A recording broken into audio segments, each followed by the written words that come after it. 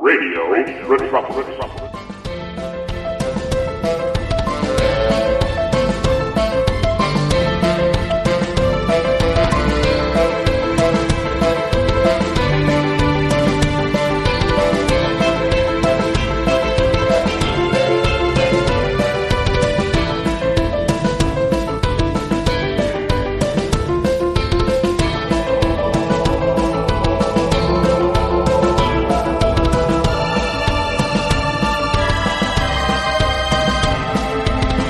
Welcome to the Suspense radio podcast here on Radio Metropolis.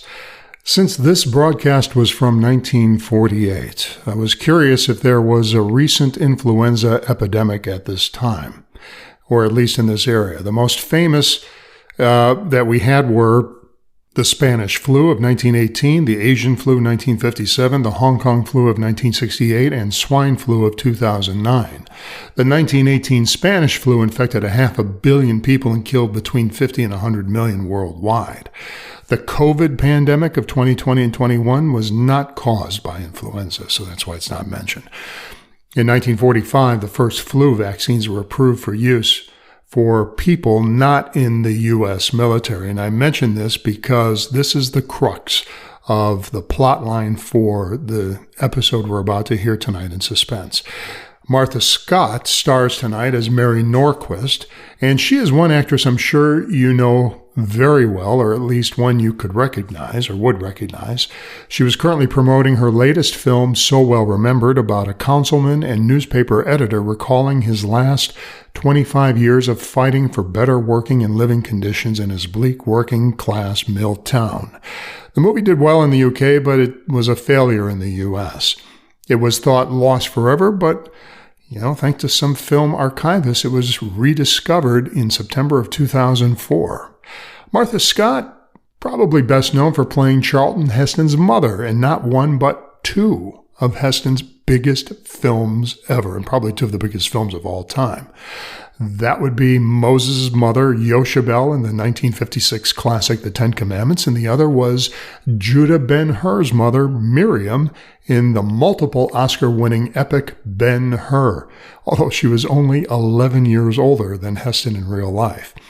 There was another actress cast as the mother, but she didn't work out, so Heston suggested Scott for the role. And by the way, Martha Scott also played Heston's wife twice on stage.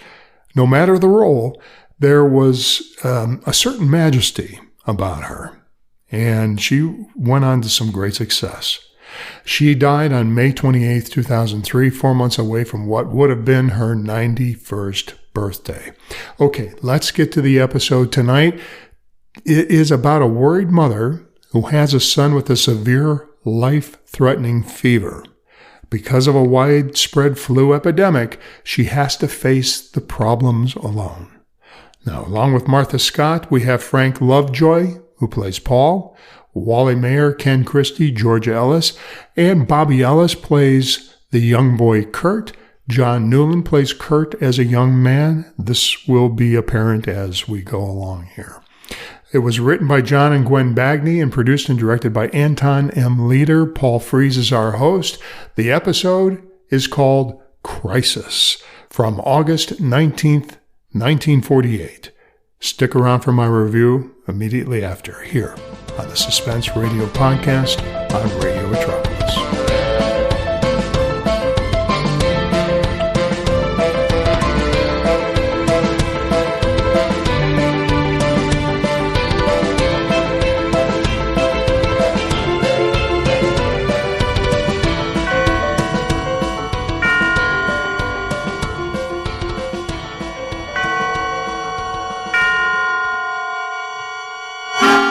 Suspense.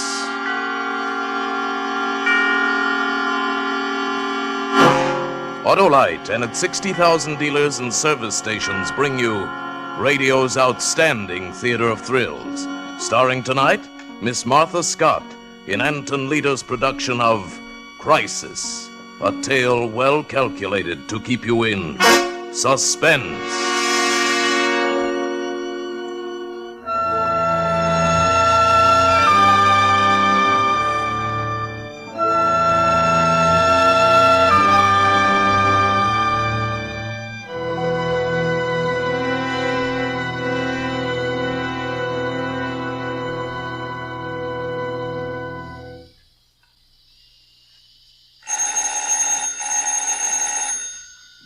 Mrs. Norquist? Mrs. Norquist? It's the doctor, Mrs. Norquist. What? Coming. Oh, I'm sorry, Doctor. I fell asleep. I told you not to. I warned you. I couldn't help it. Let me see the baby.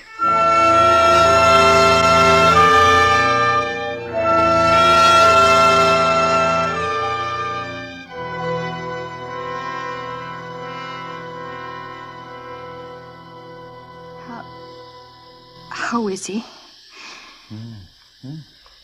Is he better? Well, pneumonia's tricky. Temperature 106. Oh, all day long it's been 106. If he'd only move, if he'd only cry.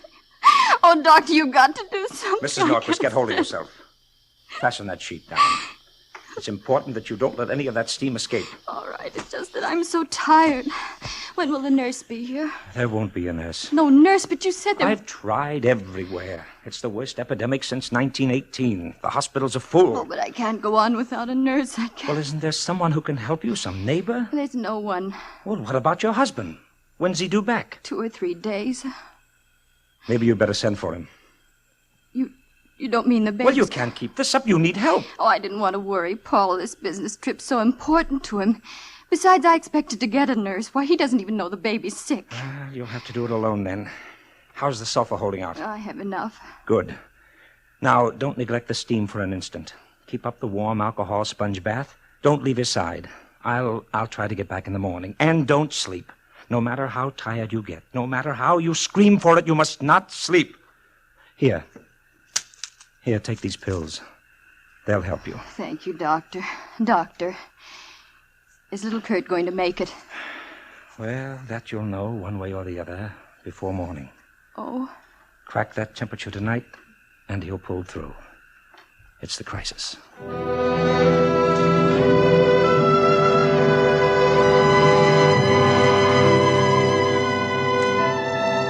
Poor baby. Little thin legs. Kick the covers, darling. Kick them. That's what legs are for. You don't want to give up now, Kurt. You're just beginning. You haven't seen half there is. You've never thrown a snowball or hit a home run or gone fishing with your dad. Oh, Kurt. Kurt, you should be in a hospital. Not in a homemade croup tent with a kettle of steam under your bed. In a hospital with nurses in white starched uniforms. Nurses who are awake. Whose hearts don't break when they look at you. I mustn't think about it. Steam. A kettle under the bed. Steam to breathe. Another kettle on the stove. Sponge baths every few minutes. Every few minutes. Temperature 106. Temperature 106. Temperature 106. How many times I took it, I don't know. Nothing in the room seemed real or tangible anymore. Nothing but the steam. Steam. I watched it, hypnotized. Now it was an eraser on a blackboard removing today's problems.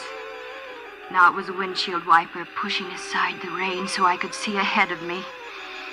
The vision slowly cleared.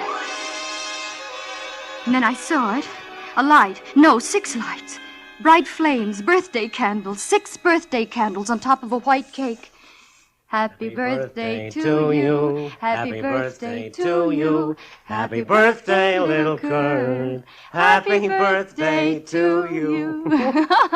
6 years old. You're a big boy now, son. I want my presents. Oh, mercenary little creature, isn't he, Paul? Okay, Muggy, here it is. Here, son, let me help you. Leave it alone. What? Don't you dare touch it. Oh, now look here, Kurt. Please, Paul, it's his birthday. All right. Go ahead, unwrap it. Well, Kurt, don't you like it? No. Oh, why, Kurt Norquist, how can you say such a thing after your daddy bought you a wonderful fire engine? Why didn't you get me one with 1 seat? But what's wrong with 2 seats? When it's got 2 seats, you gotta let some other kid ride with you. But don't you want to share your fun with your little friends? I don't like nobody to have fun but me. Kurt, you come back here. Let him go, Paul. Oh, but He's Mary. just a little boy. He'll get over it. Well, I hope so.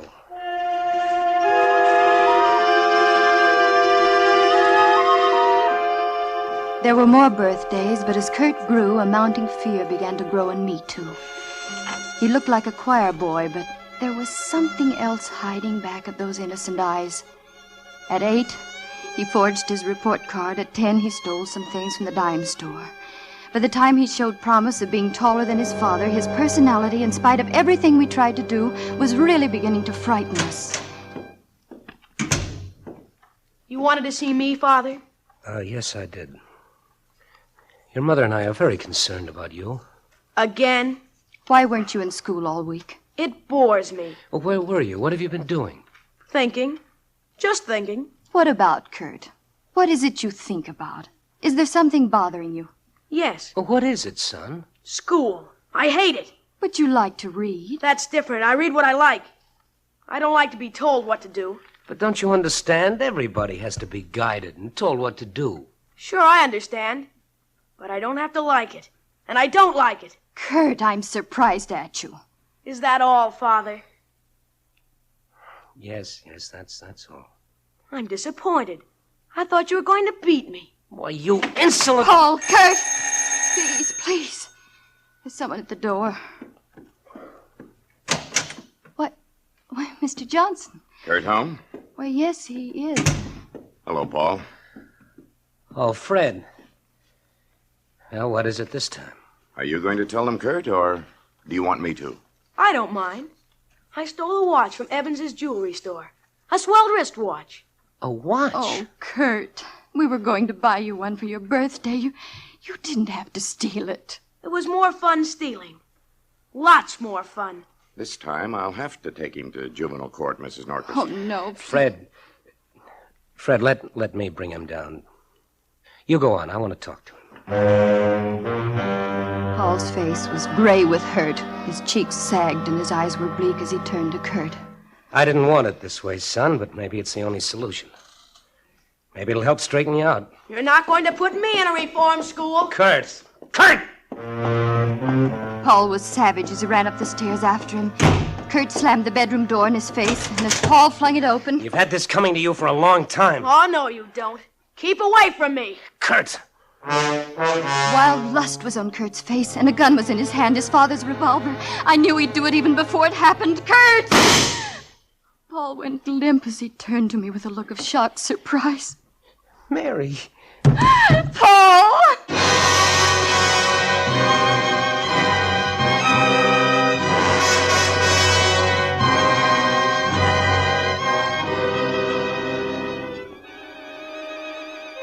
The visions continued to rise out of the steam clouds. I found myself sitting beside Paul's bed. He was out of danger. Accidental shooting while cleaning a gun, that's what Paul told the doctor. I wanted to tell the truth, but I wouldn't hurt him any further. No, Kurt didn't go to the reform school. We hushed that up too. Lies suffocating us. We shrank, Paul and I, crawled into our shells, confused, disillusioned, afraid of our only son. But Kurt grew, and so did his misdemeanors, until he was a handsome giant with the face of a Viking saint and no soul at all. The incident with Elaine McGregor proved that. I was transplanting geraniums on the other side of the hedge. I didn't mean to eavesdrop. But what's going to happen to us? I wouldn't know. Doesn't it make any difference to you? Should it? It's easy for you, isn't it? What did you expect? Nothing, really. You're in a class by yourself, Kurt. You've got the heart of a tapeworm, but you're not going to eat into me. Very pretty speech. I didn't know you were so valuable. But what does it mean? It means I'm lucky. I can walk out of your life. You can't. You've got to live with yourself. You're rotten, Kurt, rotten all the way through. You warp everything you touch. You destroy all the decent things around you. Decent? I despise you. I thought you loved me. Madly. You can't love a snake. You can only be charmed by it. Goodbye, darling. Mother, you can come out from behind there. Kurt, how could you? Mother, I knew you were there all the time. I didn't mean that. I mean the way you treated Elaine. Oh, Kurt, maybe marriage would be good for you. Come, Mother. First you want me to get a job, any job. Now, you wouldn't want me to get married at my age, would you? I'm just a child. No, Kurt, not you. You've never been a child. Everything he did seemed to be aimed at hurting someone, and always it pleased him. And then one day, as suddenly as you turn over a page, Kurt was different. He slammed the front door and he was whistling. He was gayer than I'd ever seen him. Hi. Well, what are you so gay about? The proverbial leaf has been turned, and you see before you a hard-working young man. Kurt, you've got a job. That's right, Mother. A job. Oh, at the lumberyard. Oh, don't be silly. I'm a banker. A banker? What bank? First National. Mr. Cox was very nice about the whole thing. Your father's bank? Then Paul got you the job. You talk like the old man owns the place. He's just a teller. Then how did you get the job? I talked to Mr. Cox. Kurt, what did you tell Mr. Cox? You should have been there, Mother. I melted the old boy's heart. He swallowed the whole thing. Swallowed what? What did you tell Mr. Cox? Don't get melodramatic, Mother. I merely told him that I had to go to work because we needed the money, that I liked the idea of working in a bank. You know, like father, like son. Oh, needed the money? Oh, Kurt, you didn't. You didn't humiliate your father that way. But you wanted me to get a job. Kurt, ever since you've been old enough to think, you've been bad. You caused your father nothing but heartache. You're aging him, draining all the joy out of his life. And now this crowning humiliation. But I'm warning you, Kurt. If you cause your father any more sorrow, if you hurt him just once more, I'll... Kill me? Bravo, Mother. Now let's have the second act. You feet! It was the first time I ever slapped him. But I knew then there would never be any peace for us. That he would go on and on until there was nothing left. No honor, no decency, nothing. But even I didn't suspect the depth of his malignancy until it was too late. Paul was coming up the walk alone. His step was slow, his back was stooped, and his face was lined and tortured. I opened the door for him. Paul, what's wrong? I've been fired. Fired? After 22 years? There was a shortage this morning. $1,000. $1,000? Oh, surely they don't think you took it. You've handled millions of dollars down there and never touched a penny of it. How could... Kurt took it, didn't he? Yes. And you took the blame? Not exactly. He's very clever, Mary. He's devilishly clever. He worked hard. He did his work well. I tried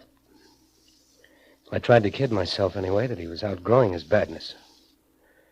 It was all part of a warped scheme. He won the respect of everyone in the bank and very simply stole the money and planted the evidence that led straight to me. Why didn't you tell Mr. Cox what we've been through, what a bad boy he is? There are records at Juvenile Hall. We could prove it. You know what Mr. Cox said to me? He said he wouldn't prosecute because of my wonderful son. My wonderful son. I never had a son. I couldn't look at him, Mary. When I walked out of the bank, Garvey in Cage 1 didn't even say goodbye or good luck or too bad or anything. He just got suddenly too busy to look up. He forgot all about the months we lay in the mud together at Taro and the Navy Crosses. We went on the same day. Garvey was too busy to look up.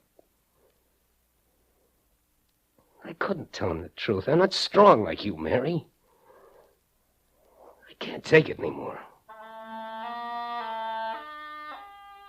He was looking at me, but he didn't see me.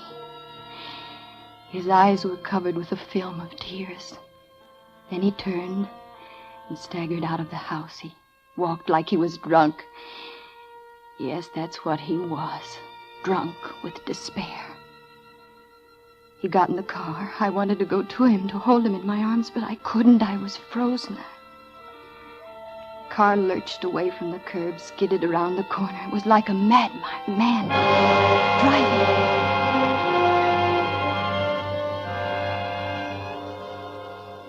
I wasn't surprised when they called me from the hospital. Reckless driving, they said. Accidental death. But I called it something else. I called it murder.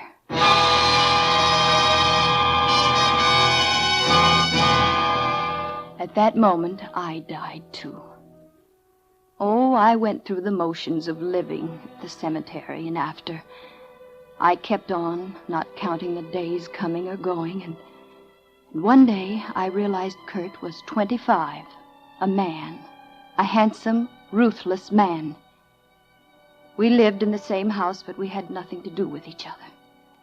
Until one November afternoon, I was in the kitchen making an apple pie. It had always been Paul's favorite. Suddenly, the room was throbbing with Paul's presence. Paul! I dropped the knife on the floor and ran up the stairs into my bedroom, mine and Paul's. I was wild out of my mind. I turned about the room, everywhere searching. I needed him terribly. I could feel his presence, and yet it wasn't enough. It had to be something tangible, something I could touch. And then I remembered the Navy Cross and the Purple Heart. They were his. They were part of him. I pulled out the shirt drawer and threw his shirts on the bed. The Purple Heart was there in its satin-lined box, but the Navy Cross was gone. Oh, Paul. Oh.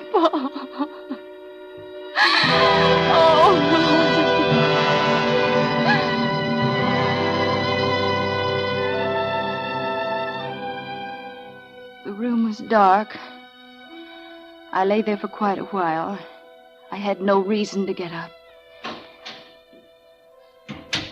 Kurt was home. I tidied the bed, spread it up, ran a comb through my hair.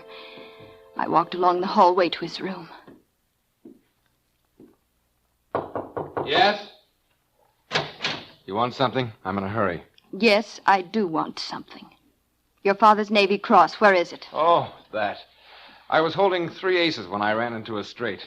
Jack Carnes said he'd take the cross in lieu of $5. How do you like a guy like that?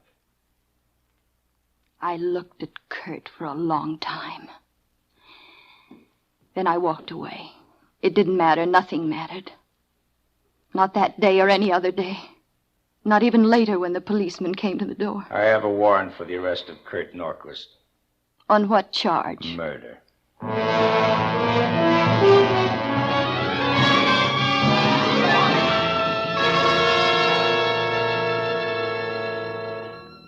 It was a colorful trial. Murder in the first degree. The front pages were blotched with it. Little shop girls hurried to buy the evening editions of the sordid testimony to read on their way home from work. I went to the trial every day and listened with this strange sense of unreality. Sure I killed him. All I could think was, that flashing, handsome young man up there admitting to murder and worse is my son. No, I didn't hate him. I didn't even know him very well. Then why don't I feel anything? I just wanted to see what it was like. That's all. Why don't I shudder with disgrace? Why don't I crawl off into a corner and die? Sorry? What for? He's dead, isn't he? The trial went on for days, and Kurt was unmoved, insolent, triumphant almost. Even as his wretched soul made ready for the lethal chamber, he was untouched. In there, madam. 5 minutes. Thank you. Well, hello, Mother. Mother? Oh, yes, I am your mother. Huh? Oh, you brought me some cigarettes. Thanks.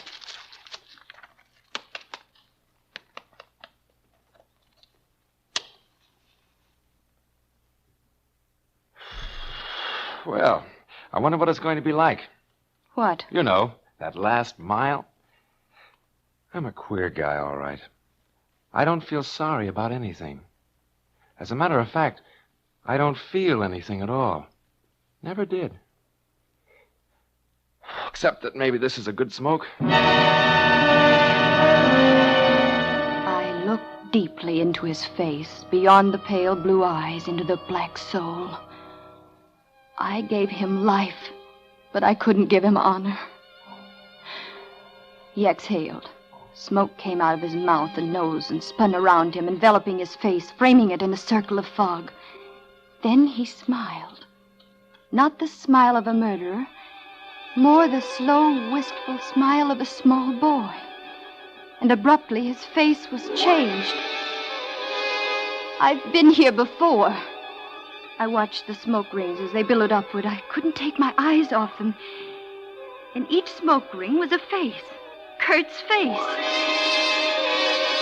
And the faces kept changing, getting smaller, smaller. The eyes were round, full of wonder, changing, and slowly the vision faded. They all converged into one face. And Kurt was a baby again. In a croup tent. Fighting for the right to live a useless life. I've seen ahead. That's what it was. I know what's in store for him, and it's all bad. Steam. Not much left.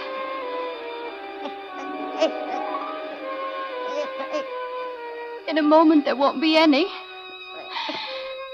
Oh, let him go. He'll turn out bad. No good, not worth my tears. It won't be wrong. Let him go. Steam. It's gone. I won't get the kettle. It isn't wrong. Let him go. No. Oh, no, little Kurt, wait. Don't go. Oh. The steam. Kettle. Get the kettle. Don't take him. Oh, please don't take him. He's just a little baby. He doesn't know. Steam. I must take his temperature. Oh, I'm afraid. Crisis. Temperature 106. 6/10. 107. Oh, no, no. He's gone. He's gone. He's dead. Oh.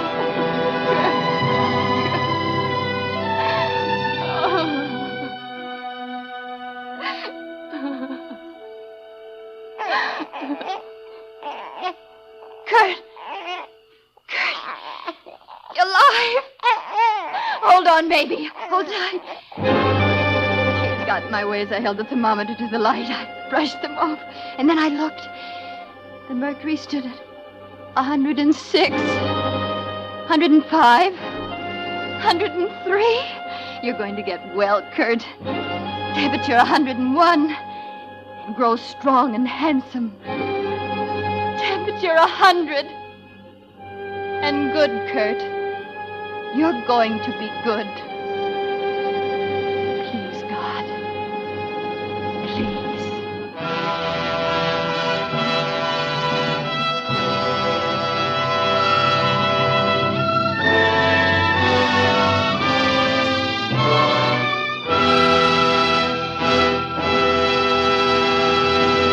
Thank you, Martha Scott, for a splendid performance. It's been a real pleasure to appear on Suspense tonight. You know, I never miss hearing the program whenever possible, and I'm going to make a special effort to be at my radio next Thursday night when Van Heflin stars in a story called Song of the Heart, a gripping study in Suspense.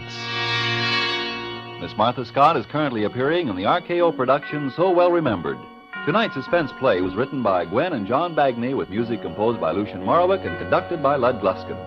The entire production was under the direction of Anton M. Leader. Next Thursday, same time, you will hear Van Heflin in Song of the Heart. And that was Crisis from August 19th, 1948, here on the Suspense Radio podcast on Radio Metropolis.